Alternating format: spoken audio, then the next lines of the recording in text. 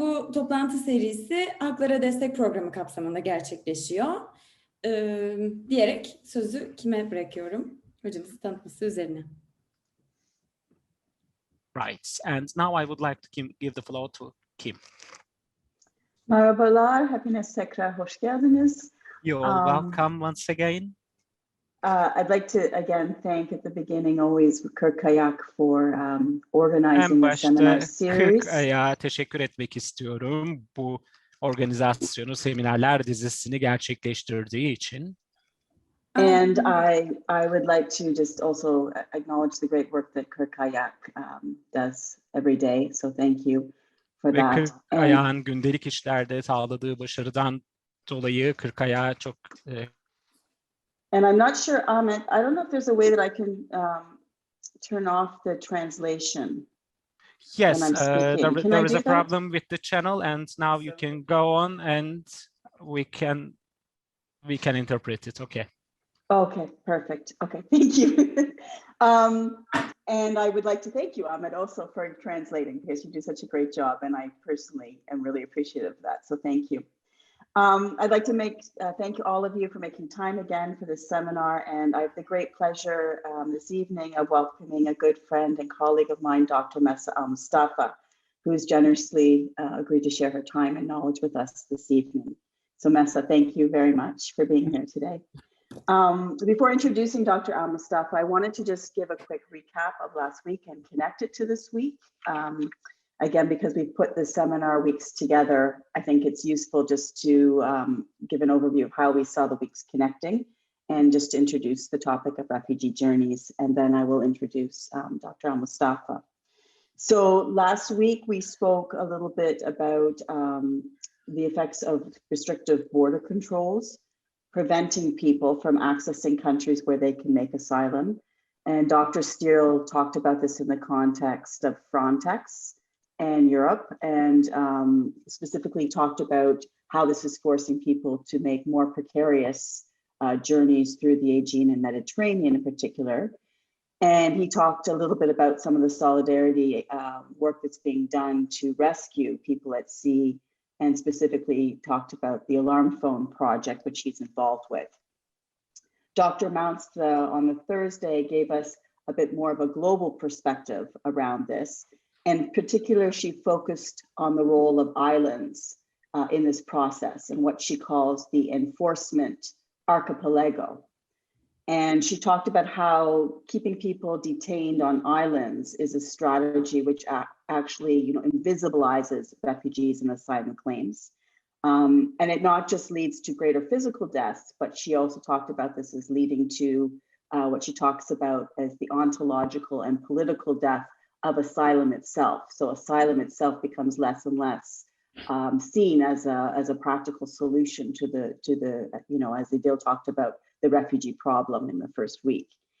And she talked a little bit though about, despite this isolation, some of the solidarity campaigns like letter writing, legal action, but also the role of the arts, important role of the arts in raising visibility and solidarity work. And so she gave an example, she focused on Australia and Christmas Island in particular, and some of the work that's been done through Behrus Bukhani's book, No Friend But the Mountain, for example, and also the documentary that he made with Arash Savarstani in 2017 called Shaka, Please Tell Us the Time, which was made by sort of clandestinely film recording and texting through an iPhone that was smuggled in and getting the message out that way.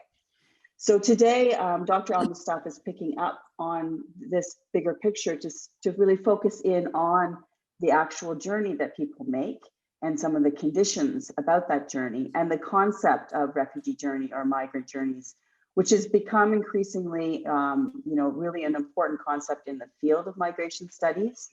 And in part, Dr. Almustafa will go into speaking a bit more about the concept, but one of the particularly important points about this is that there's a real criticism that oftentimes scholarship and policy is written about people on the move, about people who are refugees forced to move, and frequently does not involve them as knowledge producers themselves. And so the idea of the journey has been really one of the ways to recenter the discussion, to make people who are forced to move, to make their knowledge and their lived experience the focus of what we talk about, and to inform conversation and policy. And so Dr. Almustafa is going to be speaking about this and sharing with us some of the details about why and how people move based on her research and her own personal knowledge of journeys undertaken by Syrians. And I'm sure this will resonate with many of you who have your own stories and also know people, have friends and colleagues who have undertaken journeys. And she'll be speaking through from Syria to particularly Sweden in Europe. And I think she will also speak a little bit also about the sort of double displacement and double barriers that Palestinians from Syrians experience as well. So with that, let me give a very warm welcome to Dr. Almustafa and introduce her. Dr. Maissaa Almustafa is a postdoctoral fellow at Glendon Political Science at York University. And she's also an adjunct professor in political science at Wilfrid Laurier University. She earned her PhD in global governance and her master's in international public policy at the Balsillie School of International Affairs at Wilfrid Laurier University. And she completed her bachelor's in economics at Damascus University in Syria and worked in the fields of diplomacy and international business development at the British Embassy in Damascus. Her research focuses on displacement and statelessness, refugee protection, and refugees' lived experiences in the Middle East, Europe, and Canada. She's the author of Reclaiming the Refugee Crisis, a European Crisis of Migration or a Crisis of Protection, which is in Environment and Planning, Politics and Space. And I think that's the piece that Maissaa, you gave people to read today. And she also has another piece in 2018, Relived Vulnerability of Palestinian Refugees, Governing Through Exclusion, which is in Social and Legal Studies. And she is currently working on her book manuscript under contract with Wilfrid Laurier University, Contemporary Narratives of Exile, Rethinking the Refugee Protection Worldwide. I've had the pleasure of learning an enormous amount from Dr. Almustafa over the years through her work, but in addition to this scholarship, through her great generosity and dedication of service in the field, assisting newcomers, refugee newcomers, particularly in Canada and particularly in the Waterloo region. And so I wanted to also mention this because in addition, Dr. Almustafa is really actively involved in refugee resettlement work. She's the vice chair of the board of directors at Reception House in Waterloo region. And Reception House is one of the main organizations that welcomes and assists in resettlement government-assisted refugees who come in to Canada and to the Waterloo region. And she's also a research fellow at the Dadele Institute for Global Health Research at York University and a fellow at the Balsillie School of International Affairs, and she's an affiliated researcher with the International Migration Research Center. So Maissaa, thank you very much for sharing your time and expertise with us, and I'll hand the floor to you. Welcome. Thank you very much, Kim and Faizi and Kemal again for offering me the chance to speak to this amazing group of students and activists. I will be trying to make my presentation today as engaging as possible. I know that we have about 90 minutes. I will kind of like present for 45 minutes, and I will be happy to allocate the rest of the time for a discussion. During the presentation, please feel free to stop me if you have any question with regards to any concept that you are not sure about or you want to me to elaborate more, or you can keep the question till the Q&A session after the presentation. I hope that my presentation today will add to what you've been already listening to from our amazing colleagues, as Dr. Rigel mentioned. And I think my presentation today will contribute to that sort of knowledge about refugee protection, displacement, and the crisis actually of refugee protection globally. So if I may share my screen. Here we go. Can you see my screen? Perfect. So from there. Okay. Oh, sorry. So as you know, the title is Refugee Journeys, European Roots Part 1, because I know another colleague will be talking to you about another sort of journeys in another locality. But my presentation will be about a locality, you know it all, or at least you know part of it, especially the route through Turkey. So I'm not going to talk about geographies that are unknown. The geographies I will talk about today are, I think, well known to most of you, and I will be so happy to, during the discussion process, discussion session, to actually hear also your insights and also hear some stories I'm sure you have about those localities and geographies. So, as most of you know, that the summer of 2015 witnessed the arrival of more than 1 million people from the Middle East and Africa to the shores of Europe. That arrival of those individuals, and here I'm using the word individuals for particular reason, were kind of like presented by officials, by European media, in a way that referred to a crisis in migration, as explained in the articles I shared with you before. So they talked about chaotic conditions. They talked about the European countries' inability of controlling their borders. They talked about the threat coming from different parts of the world that these individuals are creating to economic structures, political structures, and at the same time, social and cultural values in Europe. So there were all these narratives about the arrival of the other, regardless of what this other went through and why this other is arriving at the shores of Europe. So that was the time when I was in the process of preparing for my PhD dissertation under the supervision of Dr. Reigel. And I was shocked when I was listening to the news, to reading the reports, of the absence of those people in the narratives. There were nothing about the stories, the experiences of those people who are arriving in Europe claiming asylum. And this is why I started with individuals as a term, and now I'm trying to talk about them as asylum seekers.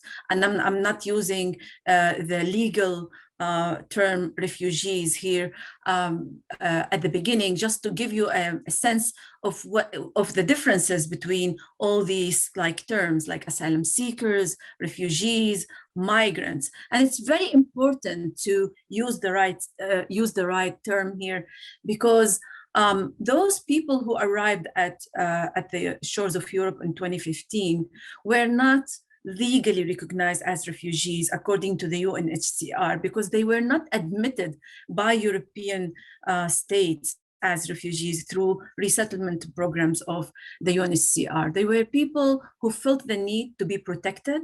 They made the journeys, and we will talk about the journeys today, to reach those countries in Europe in order to seek protection. That's why they are asylum seekers and not refugees. And at the same time, it's important to remember here, like when in certain reports and scholarly literature, the word used as like to describe these people sometimes as migrant does not actually describe their real situation, because when you talk about them as migrant, you just forget about all these inhumane conditions that pushed them to make such a journeys. So in my work, I decided to use the term refugees to describe these people, just because they are people in need of protection, regardless of the legal framework adopted by the UNHCR or other institutions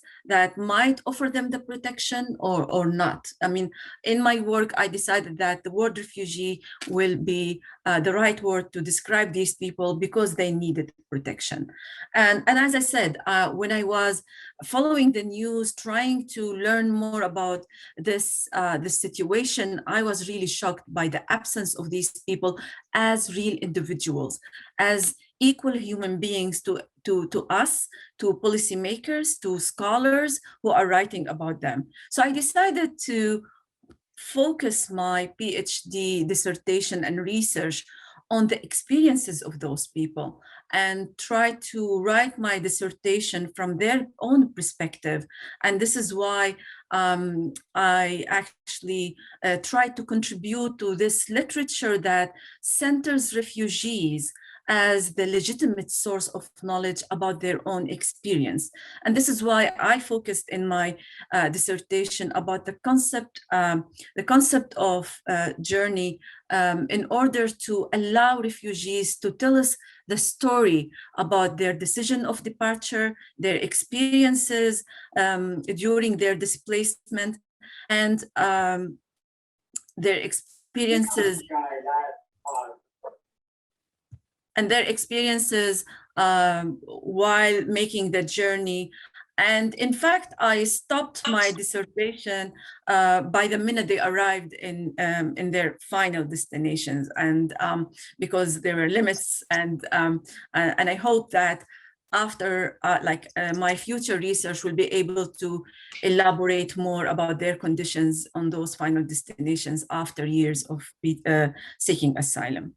So the refugee journey as a concept in my work is presented first as an act of resistance and survival that demonstrated the vulnerability these refugees experienced in their hometowns, home cities, and pushed them to take the decision of leaving, which is a reflection of their agency.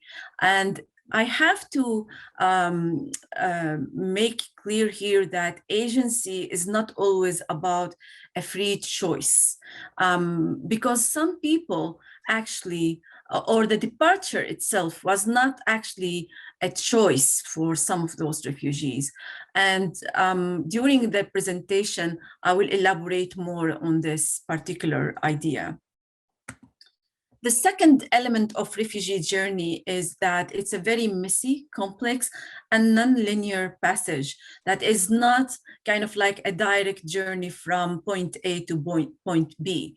And this journey, because of this messiness, complexity, precariousness during the whole process and different stages, actually encompasses extreme elements of precarity. And we will discover that together during the presentation. And the third element, and it's very important, is that the refugee journey is an emotional and transformative process that reshaped and affected the positionality and identity of those refugees. And this is actually a very important element that was always missing in the literature, policy reports, the stories, dominant narratives about the journeys those refugees decided to make and were involved in making in order to reach safe localities in Europe. So I decided to focus on journeys made by refugees from Syria. And I think most of you know the map of Syria. And as Kim mentioned at the beginning of this presentation, in addition to Syrian refugees, my special focus was on a particular community that used to live in Syria since 1948. And it's the Palestinian stateless refugees who came to Syria in 1948 after the start of their statelessness because of the creation of the State of Israel. They've been forcibly kicked out of their home country in Palestine and made refuge in neighboring countries, in Jordan, in Lebanon, and Syria was one of those countries where they arrived in and established their own communities and started a new life in the country. And Syria was a special case for Palestinian refugees because they managed to be integrated in the social, cultural, economic life of the Syrian society. And actually, the level of discrimination was very limited compared with their lives in Lebanon or Jordan and other areas in the Middle East. And I will come to that during the presentation. So I decided to focus on the journeys that those refugees made from Syria all the way to Sweden. And I chose Sweden because Sweden presented a very unique case in Europe, because it was one of the first countries in the European Union that offered, theoretically, actually, offered to provide protection to any individual will arrive in Sweden from Syria. That was in September 2013. So the prime minister at that time said that they felt for the people in Syria, and they decided that any individual will arrive in Sweden will be protected. But that promise was not connected with official kind of like resettlement programs by the Swedish government through the UNHCR to offer resettlement to those refugees in need of protection. And actually, it's been debated in the literature that was kind of like an empty promise, because at the end, it was kind of like providing a promise to the Swedish people rather than to people who are in need of protection, because those people who are in need of protection in Syria and the neighboring countries did not find the legal and safe route to arrive in Sweden. And actually, that was the time when Sweden, like any other country in Europe and the Western world, when they stopped issuing visas to Syrian people, because any Syrian individual or Palestinian refugee in Syria are treated or were treated as potential asylum seekers. And it wasn't actually the aim of any European or Western country to add to their stock of asylum seekers. So that promise was received by those desperate refugees who were struggling to find the protection, but as kind of like, if you arrive here, regardless of the route, we will protect you. And that was kind of like a way to push people to do the impossible, to reach a country like Sweden. And this impossible is presented here by the journeys that I will talk about in my presentation. So in 2016, I spent most of my summer months in Sweden. I interviewed people in Stockholm, in Uppsala, northern Stockholm. I interviewed people in Laxå, in the middle way between Stockholm and Oslo, and also introduced refugees in southern part of Sweden, in Malmö and Hässleholm, near Malmö, in order to learn about their narratives and stories about the journeys they made to arrive in Sweden. So as I said, I will focus a bit on the special case and the unique case of stateless Palestinian refugees in Syria. And as I said earlier, those group of refugees are actually the consequence of a statelessness crisis that started by the establishment of the State of Israel in 1948. They were forcibly displaced from their own towns and cities and villages, and they were forced to seek asylum and protection in the neighboring countries of Palestine. And the very important point about the stateless Palestinian refugees that we need to remember when we talk about them as refugees, that they were excluded from the 1951 convention and the mandate of the UNHCR as the main international organization under the mandate of the UN, the United Nations, that is responsible for providing or coordinating protection of refugees and finding solutions for their displacement. Palestinian refugees made subject to a mandate of a special regime that is presented by the United Nations Relief and Works Agency for Palestine refugees in the Near East. And we have to remember every time we see UNRWA logo and we talk about Palestinian refugees, that UNRWA is not a refugee protection agency. UNRWA is a humanitarian aid and relief agency that was responsible for preventing starvation and offering assistance to those refugees in their new localities in the neighboring countries, West Bank, in Gaza, East Jerusalem, Jordan, Lebanon, and Syria. So UNRWA had no legal mandate to interfere in any solution of those Palestinian refugees displacement. And this is a huge kind of like a huge point in the statelessness of and exclusion of Palestinian refugees from the international regime of refugee protection. And actually, it was clear that this exclusion of Palestinian refugees actually created new vulnerabilities for them during the Syrian conflict. So according to UNRWA records in 2011, when the Syrian conflict started and security situations started to deteriorate in major cities and major communities in Syria, Palestinian refugees in Syria became very vulnerable, and 50% of them who were registered with UNRWA being internally displaced inside Syria. So they were forced to leave their camps. And actually, I have to draw your attention here that after almost like 70 years of displacement, the Palestinian refugees camps in Syria were not camps in the kind of like standard or per se. They became kind of like suburbs to major cities.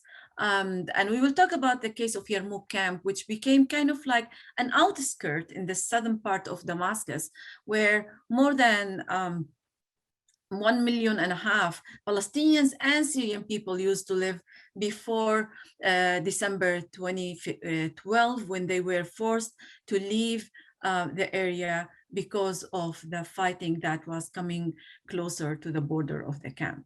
So according to UNRWA, more than 95% of the 500,000 Palestinian refugees in Syria were in need of humanitarian assistance by the beginning of the Syrian conflict. And this is a huge number because at the end, Palestinian refugees, as I said, were very much integrated in the political, in the social and economic fabric of the Syrian society. And when the war started, the conflict affected everyone, including the Palestinians. Yes, the Palestinians used to receive assistance from UNRWA, but at the same time, during the conflict, even UNRWA as a humanitarian aid agency was not able to continue providing those refugees inside the country with the needed help. So this is a picture of Yarmouk camp, one of the major communities for Palestinian refugees in Syria. This street used to be the hub for private companies, private banks, amazing shops, and like there were kind of like private hospitals, lawyers, like middle class and upper class communities used to live in this area. This picture was taken at the beginning of 2014 before imposing a complete siege by the Syrian regime around the camp, because the camp became under the control of certain fighting militia against the regime. And the picture shows a long line of people waiting to receive UNRWA assistance at the entrance of Yarmouk camp. Another picture that I think most of you saw that was taken by UNRWA spokesman, who was standing at the entrance of Yarmouk camp, trying to provide humanitarian aid to people who were actually inside the camp.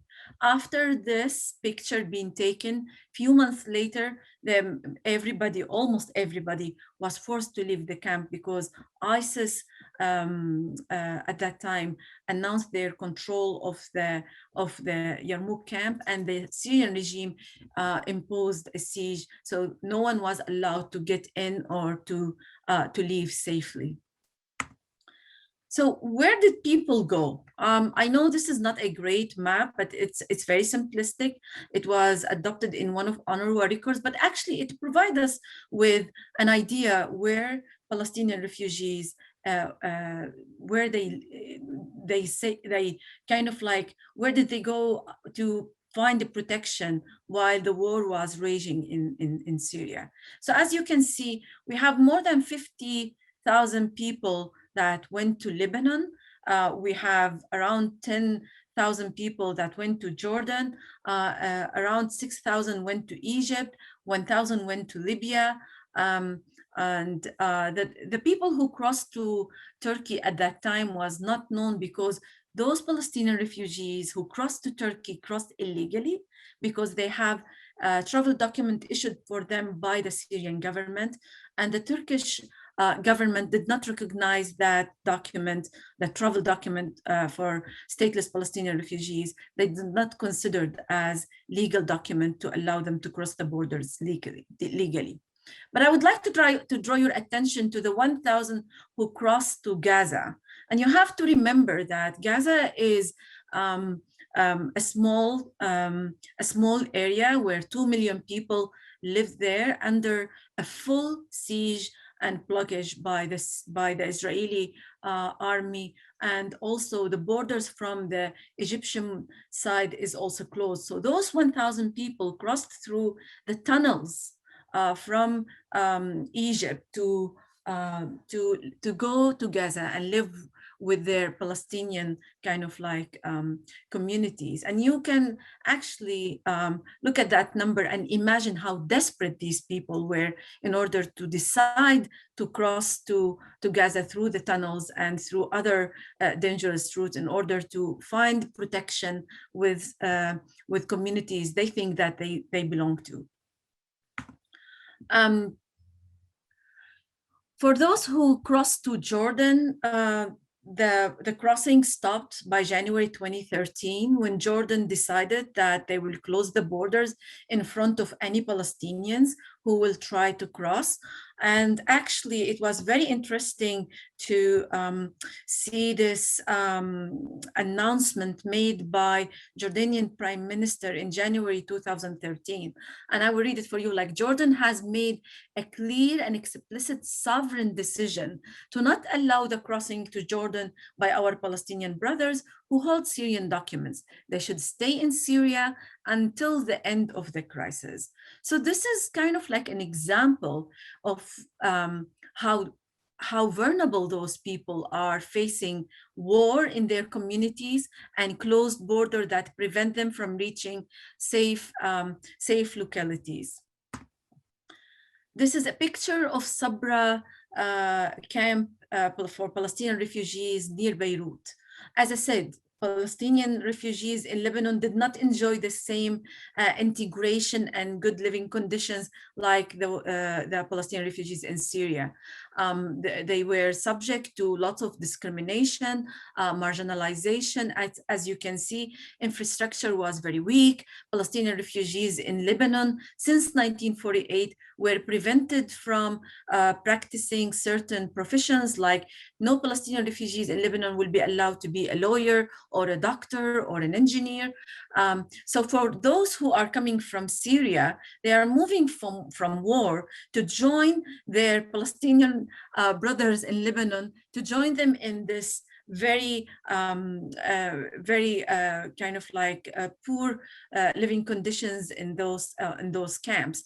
And we have to remember that by August 2013, Lebanese authorities prevented any Palestinian from Syria to cross the borders into Lebanon. This is a picture of Karmouz police station in Egypt. It's a police station near Alexandria. And actually, this picture was sent to me through Facebook by someone who was inside this police station.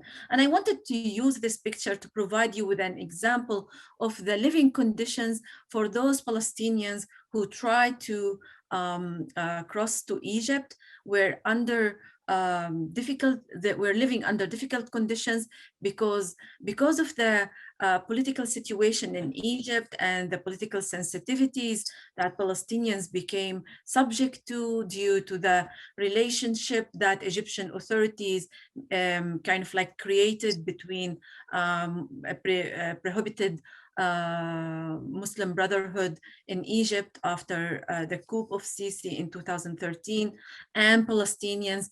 Palestinians were not kind of like enjoying good living conditions in Egypt anymore. So they were trying to find ways to be protected in other locations and made journeys to Europe.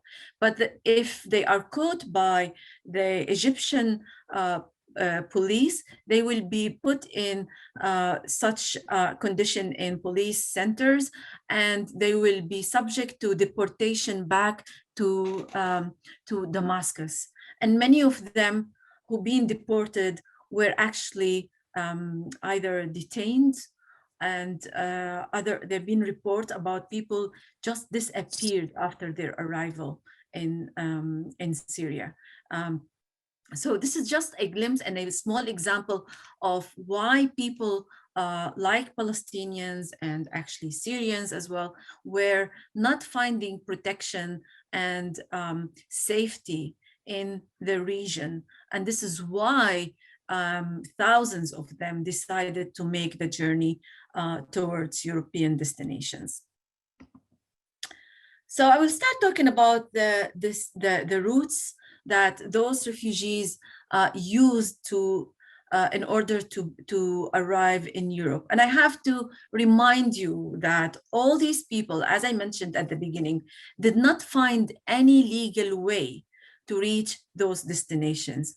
No visas and no safe routes, and borders were mostly closed. So they had to use the services of smugglers and go through life-threatening routes in order to arrive in destinations where they thought that they would be able to seek asylum and find protection. So in my work, I came through three major routes. The first one was people who traveled from Turkey. And if you follow the green light on the screen, and actually the brown light as well, the brown line as well, those are kind of like the cities and the routes people use to travel through Turkey and actually here through Italy. So let's focus on the green line first. So I will take you through the first route that's through Turkey and then the Balkan. So those people who traveled through Turkey had to travel from Damascus to, some of them, like the stories I collected, were for families who went to Egypt, could not make any living in Egypt, so they decided they will make it to Europe through Turkey. So this family went to Cairo, lived there for a few months. Life became impossible after 2013. They made their way to Turkey. In Turkey, they used smugglers to smuggle them from one of Turkish cities like Izmir or other cities on the western coast of Turkey to cross by boat to one of those Greek islands like Mytilene or Samos or other islands close to Turkey, and then they made it to the mainland of Greece, and mainly to Athens. And from Athens, they took the buses to the borders with Macedonia. At the borders of Macedonia, they tried to kind of like take trains or buses to cross Macedonia and to reach the borders of Serbia. From Serbia, they made it to Hungary, and from Hungary, made it to Germany, and from Germany, made it all the way up to Sweden. And I think many of you know that people were stuck at certain points of those journeys. So I heard stories of people being detained in Turkey because the Turkish guards at the shore were there, and the smugglers disappeared. So many people were detained for weeks, and some people were detained for months in Turkey. Those who made it to Greece, some of them were detained in Greece itself. Others were detained in Macedonia. Other groups were detained in Hungary, and Serbia as well. And I think most of you know about that famous case of people being stuck at the train station when the Hungarian authorities decided to stop the train services from Hungary to Germany. And that was the time when many activists from Germany sent buses and help refugees to continue their journey through Germany. Some of them stayed in Germany, and the rest continued to other countries like Sweden and Netherlands. The other routes I heard people used by the use of smugglers was through Egypt. So this route took people from those who came from Damascus all the way to Cairo. People had to travel to Alexandria on the Mediterranean Sea, where smugglers used to put people in certain centers, houses, apartments, until the day of their departure.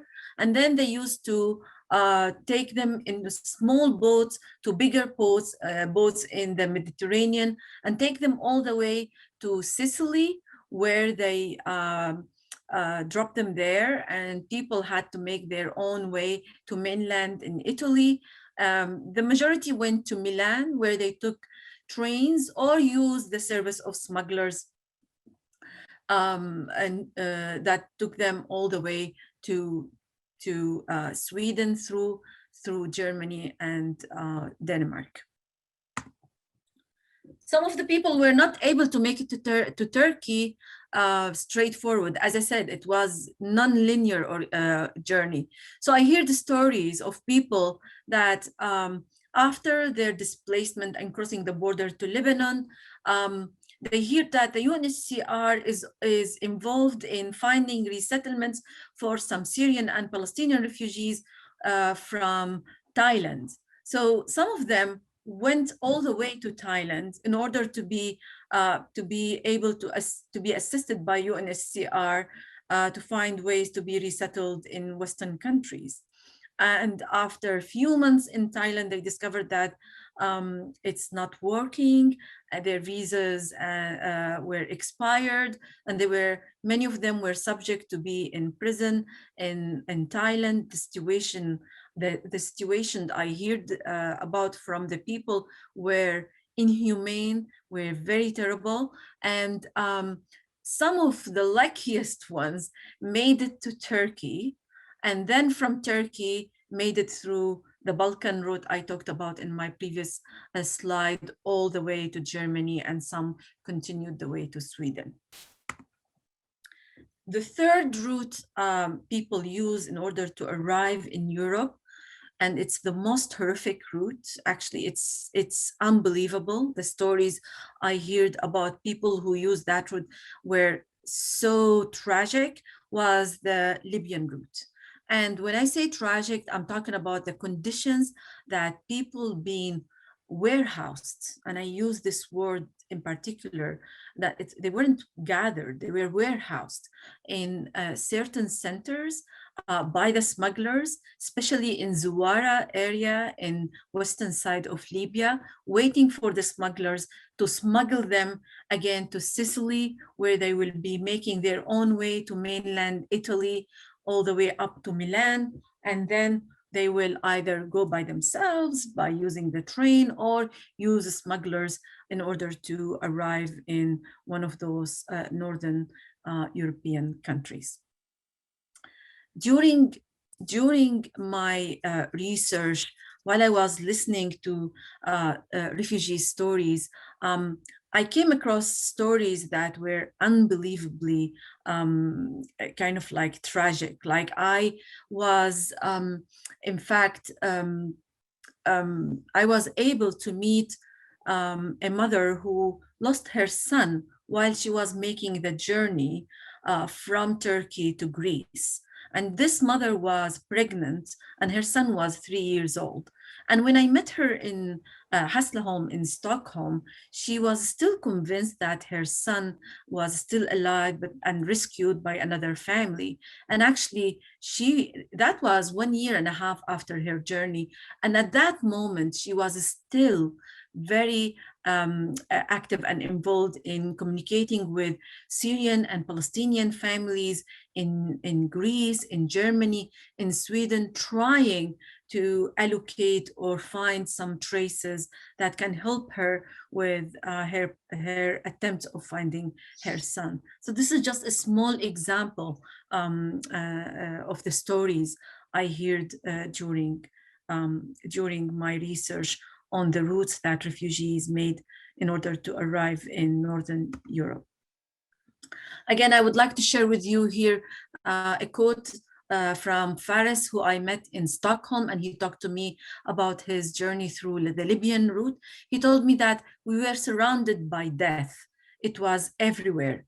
Back home, there was death, and here in Libya, death is around us. The way ahead might bring death or life, but we did not know, we were not sure of anything, except that death was around us. And I have to say, for example, Faris was making the journey with his wife and his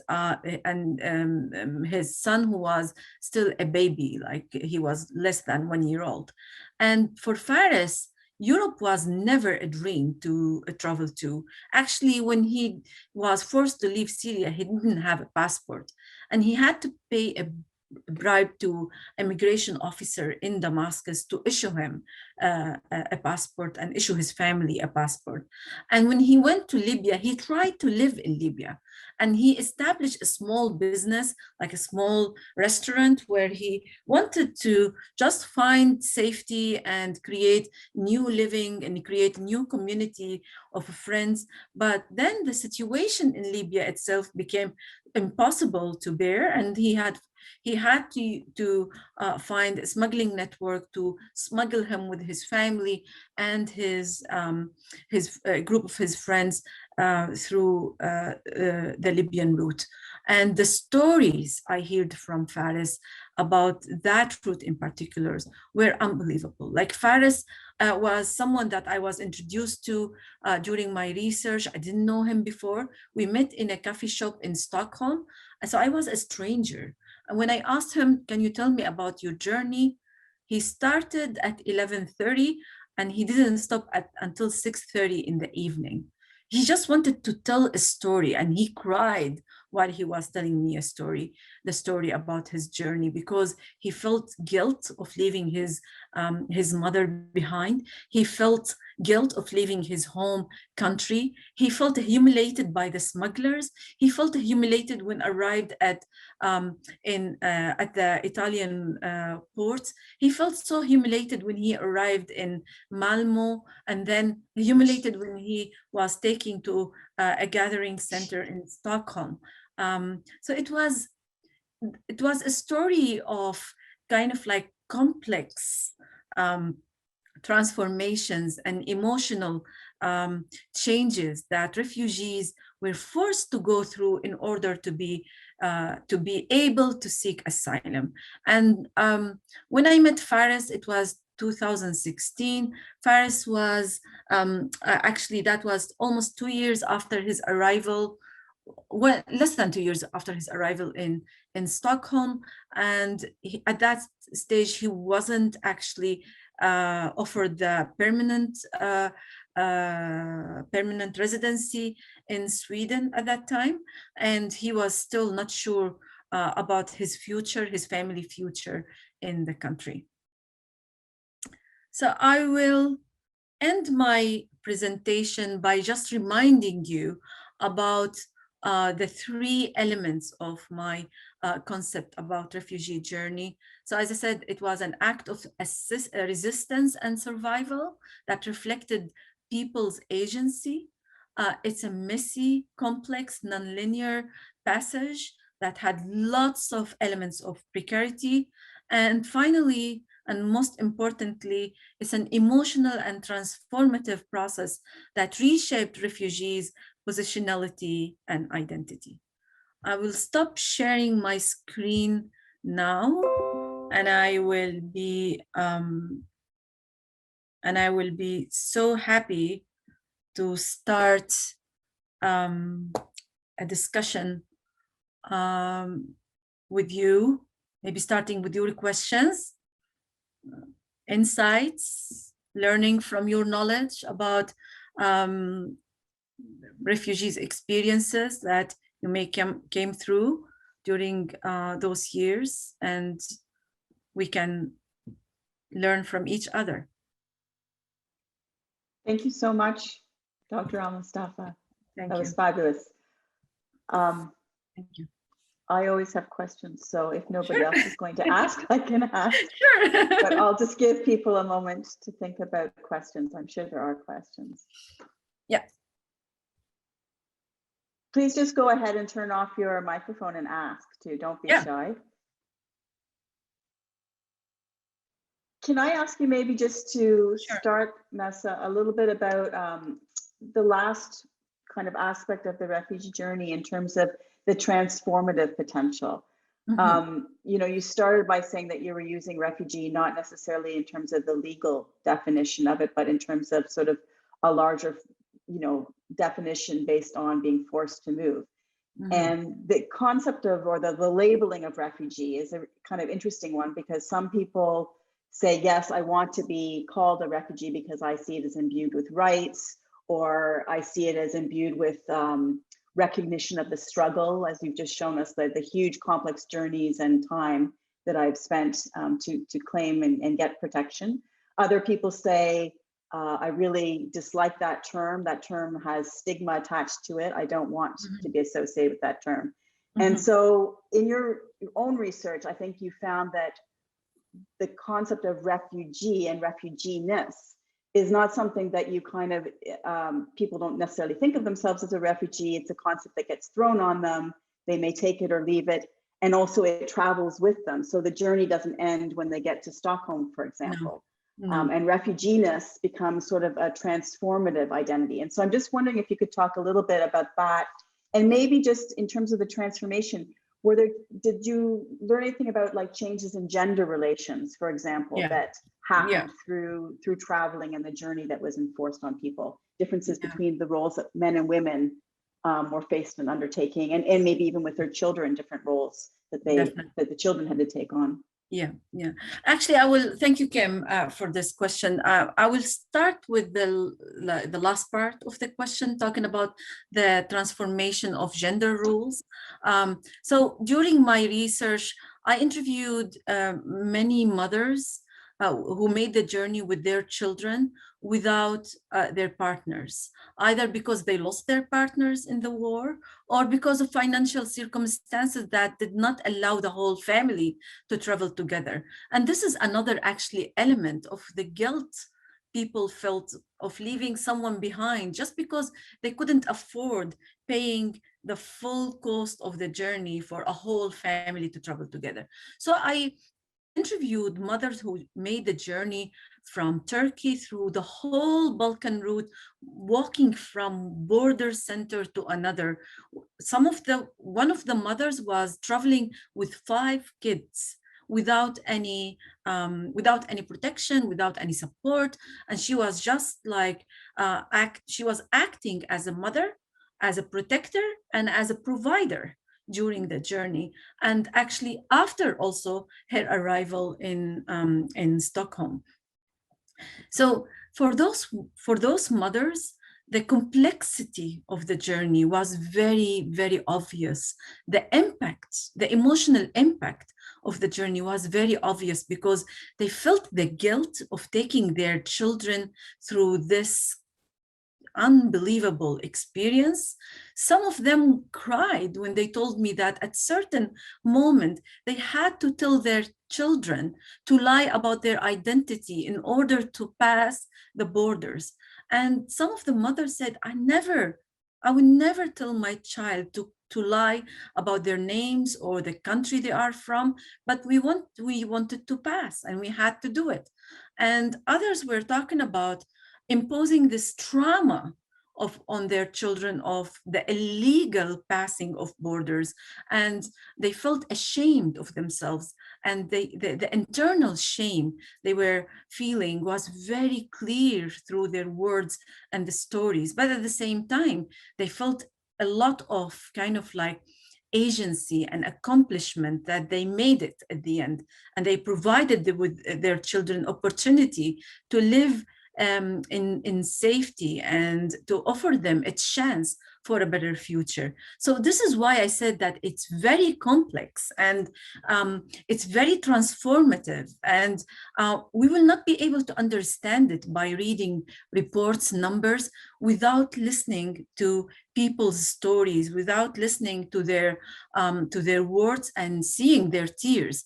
And actually, I felt so humble and I felt so grateful for those people to share those intimate kind of like moment with me, and to trust me to use those stories in the right way in order to expose the absence of refugees as real equal human beings like us, who had legitimate aspirations for better futures, for a future for themselves and for their families.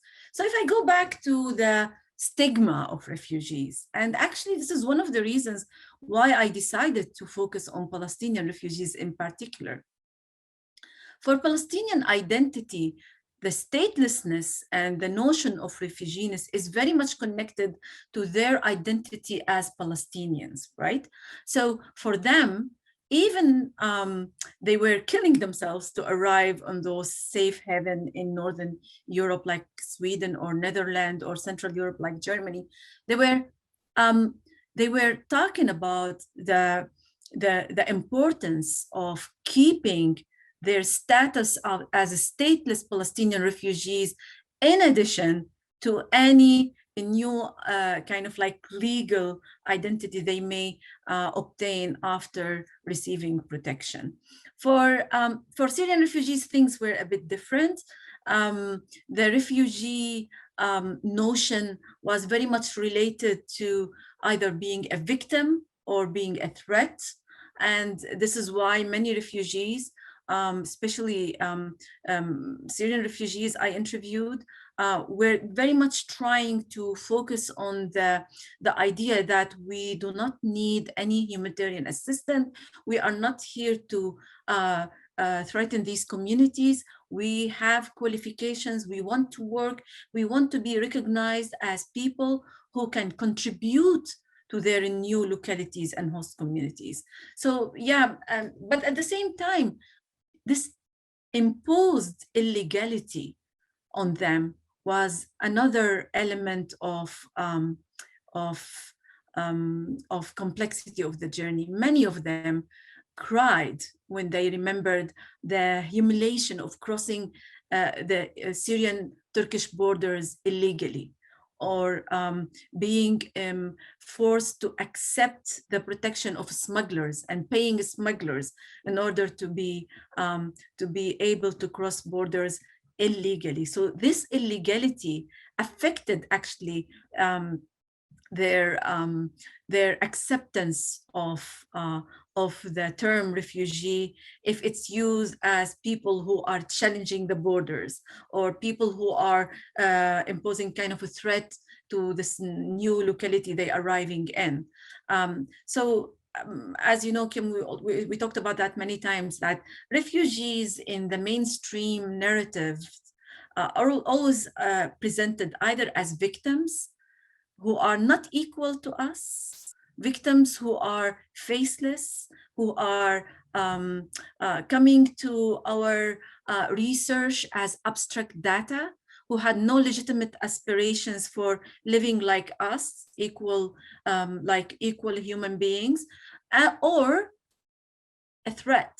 And you all know about the media report, especially in the US and in the UK, that described refugees as security threat or cultural threat. I think I forget to share with you the cover of the Atlantic magazine that they had, the New European, and they had a picture of a Syrian family where the mother is covered wearing hijab and the man is wearing the traditional abaya, and they're saying these are the new Europeans, as if they are saying to the European people, beware, your European values and cultures are threatened by these newcomers. So yeah, it's a very complex kind of a stigma, but at the same time, as I said, for many people, it's very important to correct kind of like the notion of refugeeness and statelessness, particularly for Palestinians, because it was and still a core element of their collective identity as stateless people who always struggle for self-determination and right of return. I see something in the... I think Esma has her hand up. Yeah, go ahead, please. Esma. Merhaba. Merhaba. Önce kendi deneyimimden bahsetmek istiyorum. Hello, I would like to make mention of my own experience at first.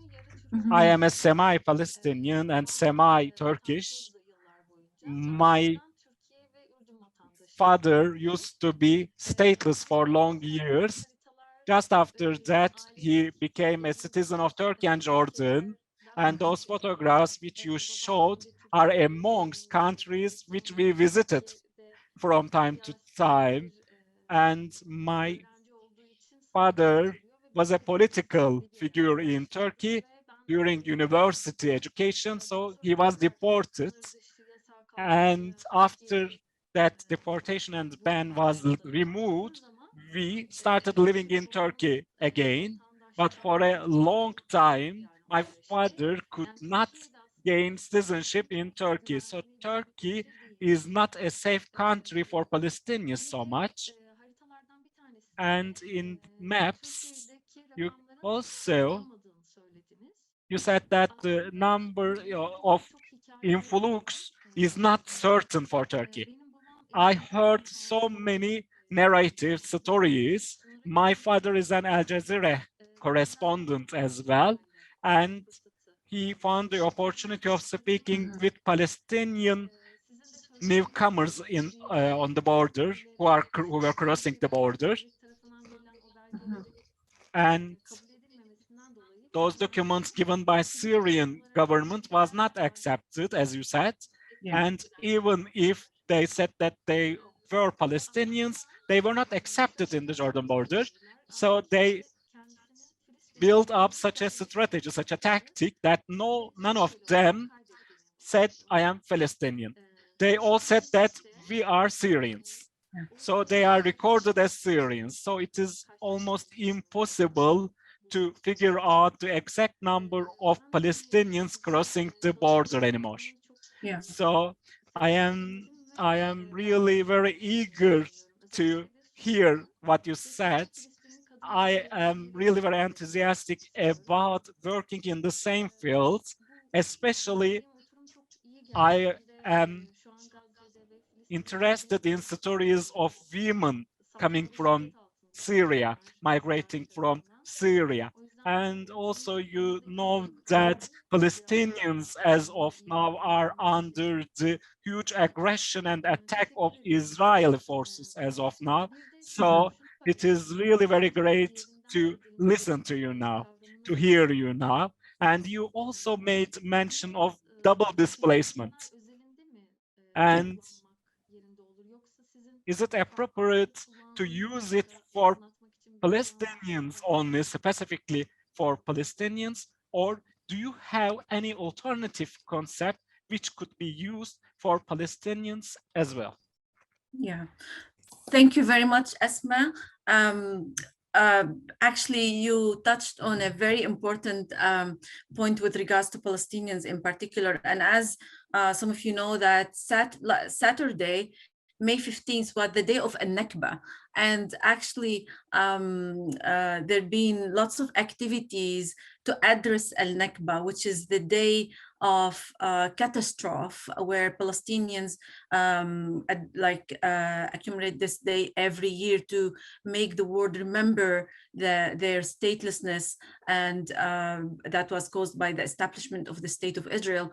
And at the same time, we have to remember that Palestinians were offered the right of return and compensation by the UN. So the right of return is a well recognized right internationally, but it's Israel, the state responsible for their statelessness, that reject and deny this internationally recognized right.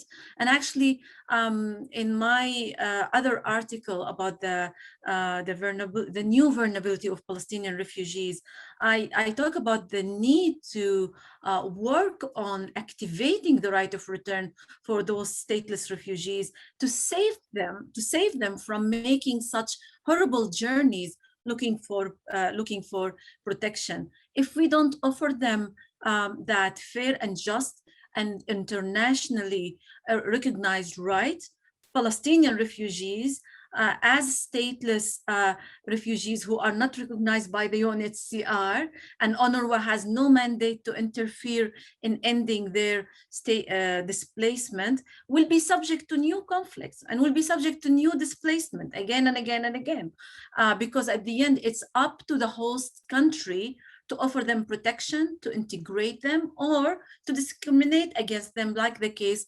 in Lebanon. So yeah, I think it's very important to talk about this multiple displacement of Palestinian refugees due to their exclusion of the protection regime, even that the protection regime did not offer Syrians a great protection, but at least it provides the legal route to intervene to activate the right of return that is recognized internationally. So I think this is one of the main fair and just options to end their statelessness and multiple displacement that might happen anytime in any other country they are living in, if this country became subject to conflict or war, right? So yeah, this is very important. And in fact, the gaps of protection that Palestinians in particular being subject to is a great example of the failure of the international protection regime that is able to exclude people from its mandate, and at the same time not able to provide them with the protection they need during wars and conflicts. I see Kemal raising hands. Go ahead, Kemal. Teşekkürler sunumunuz için. Thank you very much for your presentation.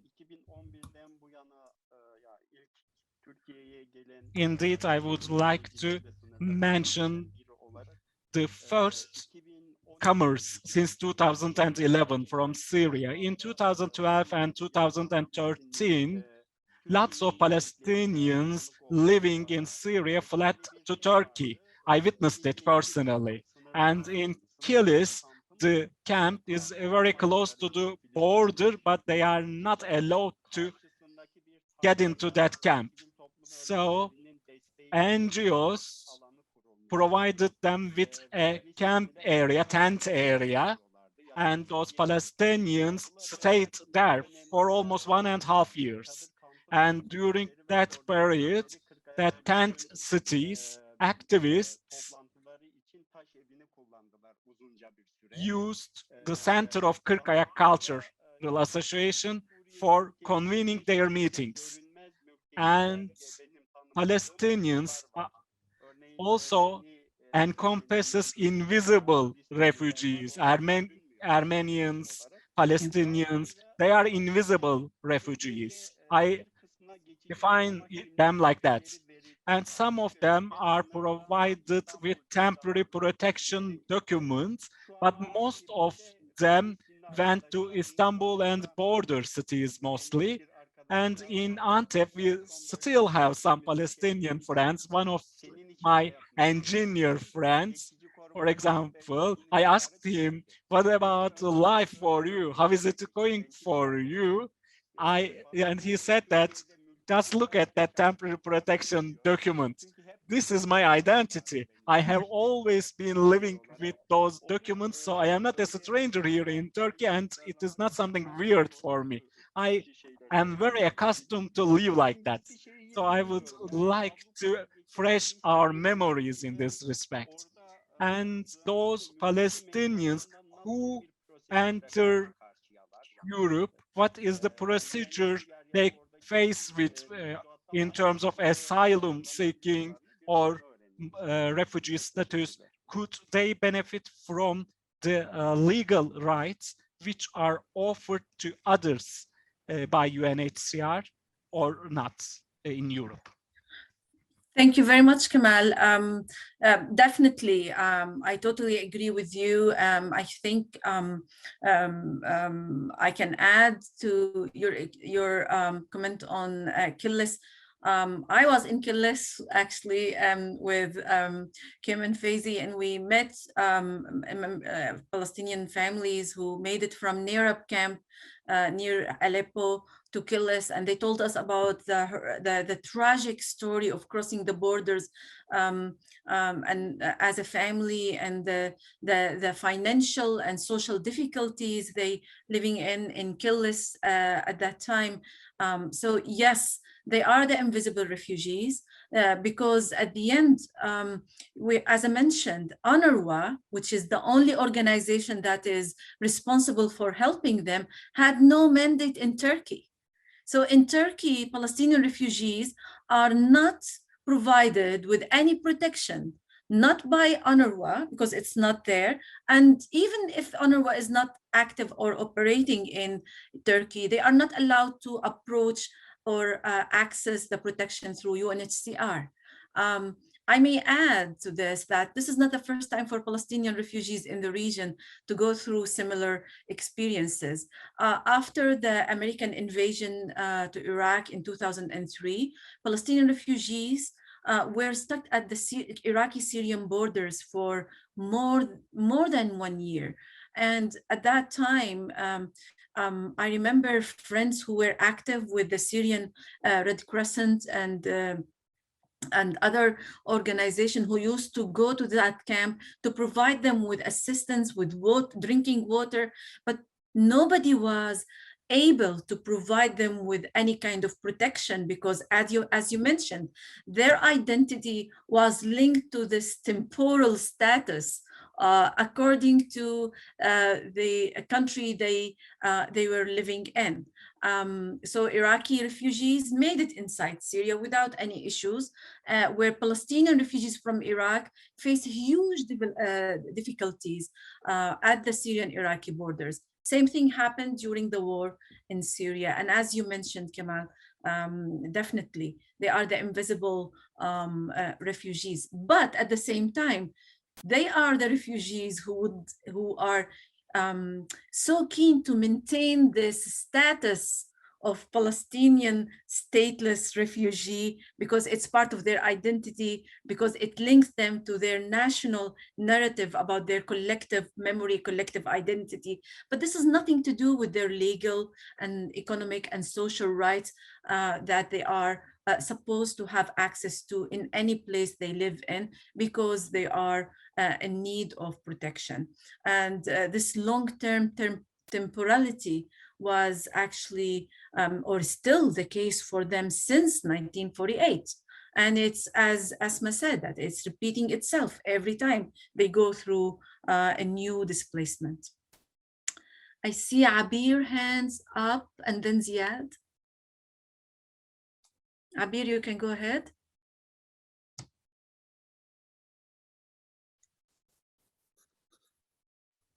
Merhaba herkese. Merhaba hocam. Hello to everyone. Hello, my dear lecturer. I am a Syrian. Our common language is Arabic, but still I should speak in Turkish language for the rest of the audience.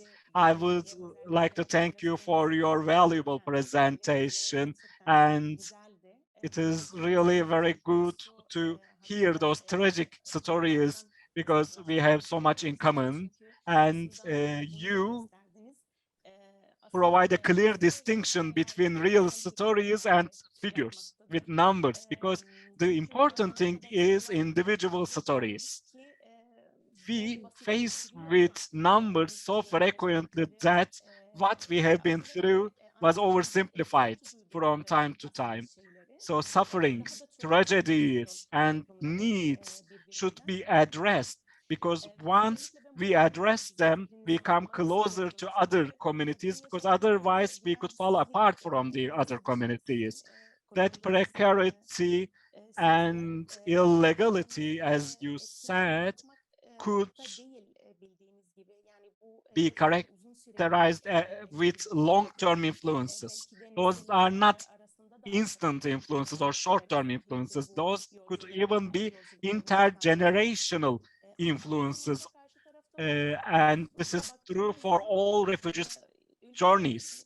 But if you take the other part of the story into account, the countries adopt national security oriented policies mostly for refugees, restricting their influx, deporting them, and banning them to enter their country. So there is a really very huge gap. Those refugees on one side are in need of assistance and psychological and mental support. They are in need of such approaches, but countries do not have any understanding which could be consistent with their own situation. So as an expert, what is your opinion? Will that gap be even sharper in the future, or will we have any hopeful or promising developments? What is your expert idea? Thank you, Abir. I think this is a very important thing, and I wish I can say that I am positive and I think things are moving in the right direction. Maybe having more dialogues like this with people who may be able to affect policies, protection frameworks, operations of humanitarian assistance, maybe maintaining such dialogue will help in changing the tide of how things are taking place with regards to humanitarian and protection discourse of refugees. But as I said many times during my presentation, I think the right starting point, the breakthrough in our approach to refugee protection is to challenge the Orientalist approach toward refugees, to treat refugees as equal human beings. When policymakers, researchers, academics, and humanitarian practitioners treat refugees as equal human beings who have passed, who went through tragic present experiences and have legitimate aspirations for futures, I think that's the right starting point when their needs of mental health issues, treatment, trauma treatment, work opportunities. Oh my God, he's so cute. All these requirements and needs should be recognized by decision makers, by scholars, by practitioners, by humanitarian aid agencies. When you start dealing with these people as equal individuals to you, I think you will be able to hear their words and be ready to provide them with what they need, and actually accept and respect their experience. And at the same time, if you have differences with them, don't treat them as vulnerable victims that needs your the thing that needs your assistance as less people, right? This is very important. The approach towards, the attitude toward these people. I think this is a good starting point. But am I convinced it's happening? I'm afraid it's not. But having such a dialogue, having such initiatives, hearing people like you and Asma and Kemal talking about experiences they went through or heard about, I think is a good step in the right direction. Let me put it that way. Ziad. Yeah, thank you for your great presentation. Actually, I guess Abir already asked my question, but my question I would like actually know about let's say the recommendation from their the refugee active perspective. What they recommend, how we can, let's say globally, we can work together to reduce their suffering during their let's say journey, as you mentioned. Since we know the refugee crisis will we see in the future again, so how we can reduce this, let's say this kind of the journal. This is from their perspective. And actually, the second question, I'm actually the same thing from your own perspective. You hear the old people and you did your own research about that. So what's your recommendation in your own research for, let's say, all actors, how we can reduce their suffering from this? Since, as I mentioned, we will see again in the future, there will be again the refugee crisis globally. So that's why I guess it's time to put all of hands together to help and try to reduce this suffering. So maybe it's under, let's say, UN umbrella. I don't know how can. So that may you already recommend, let's say, certain recommendation in your own research. So I'm wondering what kind of, let's say, the action, right action we can take it to reduce this kind of suffering. Thank you. Yeah, thank you, Ziad. Let me just start by one point that you're talking about in the future. Actually, refugee crises are still happening. Maybe the political atmosphere at the moment is not focusing on what's happening on the ground. The war is still taking place in different regions, and refugees and other people who are forcibly displaced are forced to leave their land and hometowns every day. The situations in camps is not improving. I'm talking now in general. I was talking to Kim yesterday about not only refugees, like people still going through circumstances, even in areas that are now recognized as safe areas. Like I have family back home in Damascus, in other areas in Syria. Situation is not much better. Like even that the security conditions in some areas are better, but the economic situation is horrible. The sanctions is affecting people's life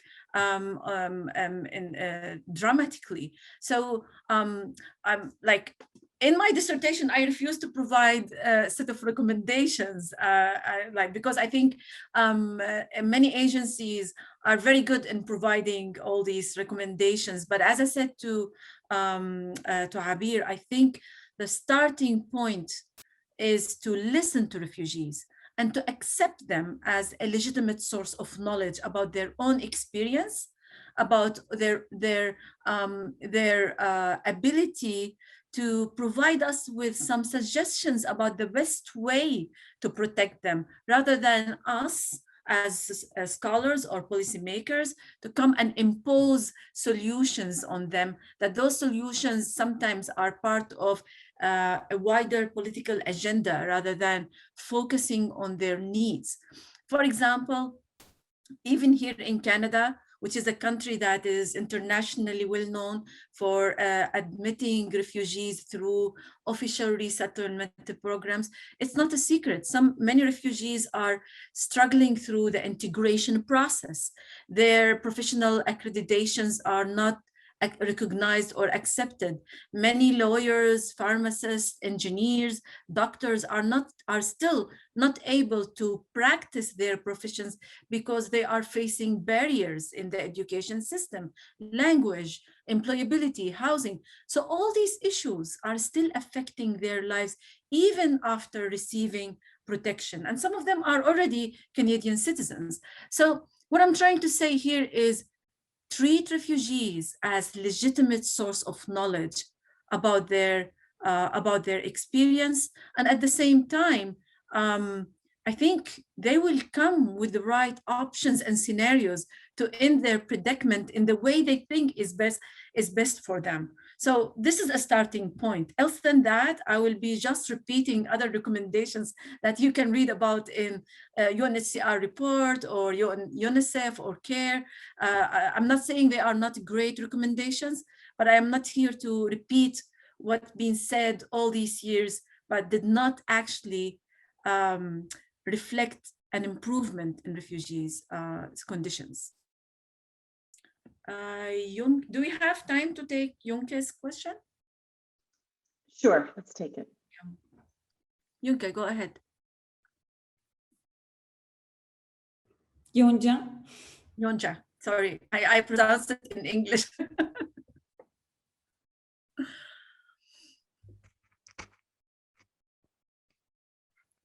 You're okay, good. Yes, yes. Öncelikle merhaba. Öncelikle At first, hello. Thank you very much for this great presentation. Last year, I attended a field research within the context of my graduate thesis, and I also listened similar stories just as yours. And within the context of that study, as you also know, the women are much more marginalized in Middle Eastern communities. Maybe this could sound like a feminist approach, but it is not. They are invisible people in the Middle Eastern community. So I prefer to speak women participants more than the male participants. So in 2011, Turkey adopted an open gate policy, open door policy for Syrians. And during that period, Syrians fled into Turkey. And Palestinians could also enter Turkey in a comfortable way, in an easy way. And I say it depending on my research within the context of my PhD thesis. And also, I attended a project with regard to Syrians for 3 years, and I was a field practitioner in this respect, and I observed it personally, and Palestinians comfortably entered Turkey during that period. But I also observed that they register themselves as Syrians, but not Palestinians, because they are scared of being registered as Palestinians. And also, when Syrians crossed borders in the first phase during 2012, 2013, it was really very easy for them to cross the border. But after the end of open door policy, they were forced to use services of smugglers. I heard such like stories. After the end of open door policy, if someone wants to cross the Turkish border, then he or she had to pay smugglers. And they could cross the border either through Kilis or Hatay. And they should be waiting for 15 days at least in order to find the best opportunity and best moment to cross the border.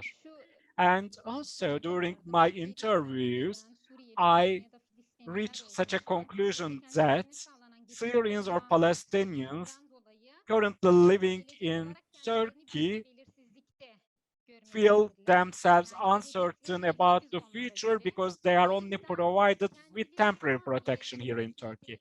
So even if they have been residing in Turkey for 7 to 8 years, they could strive to go to Europe via Aydın or Izmir by using smugglers. And also, some of them thought that they could apply for relocation through UNHCR, but they know that their chance is not so high. So that's why they again applied for smugglers. And I also attended a field research in Aydın, and I heard maritime smuggling activities frequently. So I would like to share my own experiences based on the field with you. Thank you very much for your presentation once again. Thank you very much. I really appreciate your insights, and it's very important. And let me just say one thing about the feminist approach. I think the idea of centering refugees, women or men, as legitimate knowledge producer is at the core of feminist approach, because at the end, feminist is about offering or focusing on those marginalized and groups who are under kind of like certain types of pressure. So I think offering refugees the chance to be the legitimate source of knowledge about their own experience is by itself is a very feminist approach, even that I didn't use that label that much in my work, but I think it's at the core. And again, the pressures on women definitely are harder, but at the same time, women are are kind of like an element of the whole unity of the family that have men and children and everything that's affecting the men during that journey, during that displacement, is also affecting women and the whole family altogether. So I am personally so keen not to create this kind of like disconnection that sometimes is known in the Western narrative of feminism, and I would always try to look at the women as kind of like part of this huge unit that is the family. That doesn't mean that I don't agree that women are always facing more marginalization and more pressure, but at the same time, I insist that by offering refugees in general the opportunity to be the source of knowledge about their experience, I think this is so much related to the core of feminism itself. So thank you very much for your important insights and inputs. This is why we really need to have more dialogues like this, because we all learn about what's going on the ground, and it's your involvement on the field and talking to people and learning about their experiences that is a great source for us to learn about what's happening with people in Turkey. So thank you. Let me give a big thank you to you, for all of us to thank Dr. Maissaa Almustafa for spending time and sharing your expertise and deep knowledge with us and helping us think also about the importance of really recentering people at the heart of what we talk about when we talk about refugee crisis and protection. And thank you to everybody for such a great conversation and your engagement. And we will look forward to seeing you on Thursday. We'll be talking about the people traveling from the Northern Triangle through Mexico into the US. So the US-Mexico border and some of the journeys that people take through there. So we'll look forward to seeing you then. Thanks everyone, have a great evening.